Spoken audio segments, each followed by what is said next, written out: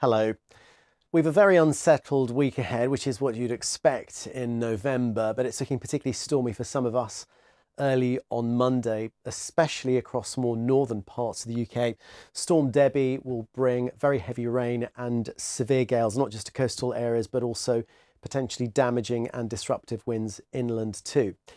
Let's have a look at the satellite picture from earlier on. This was the weather front that brought the cloud and the rain on Sunday, and then to the southwest we have this next area of disturbed weather, and this is Storm Debi developing through early Monday and sweeping towards the UK.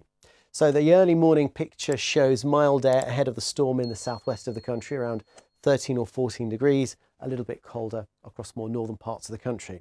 So this is around about 5 or 6 o'clock in the morning, a nasty area of low pressure at this stage crossing Ireland, and around it you can see some very strong winds.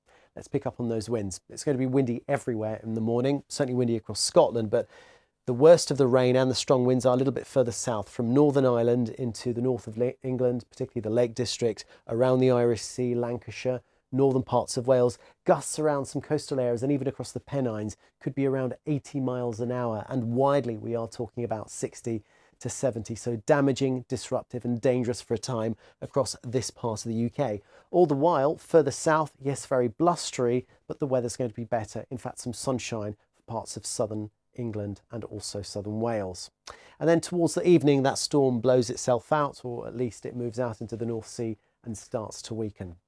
Then Tuesday's weather map shows what's left of Storm Debi there pulling away towards the east across Denmark. We have another area of low pressure. This one will bring some blustery weather, but it won't be anywhere near as windy.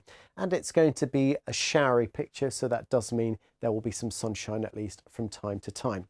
The temperatures on Tuesday, typically around 9 or 10 degrees across Scotland, rest of the country in the range of around 12 to 14 degrees. That was Tuesday. This is Wednesday. We're kind of in between weather systems on Wednesday. On the one hand, this area of low pressure tries to approach us, but it does look as though it should stay to the south and the southwest, meaning that the south of the country is in for generally dry and bright weather, whereas in the north, closer to a low, we've got showers in the forecast for Scotland and perhaps the Lake District as well. Temperatures about the same in that sort of 9 to 13 degree range. Thursday, weather fronts crossing the country once more, but notice we're starting to see hints of high pressure building here.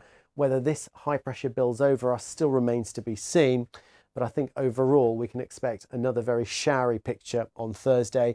Yes, some sunny spells in the forecast because these are showers, but I think plenty of us will at least catch them.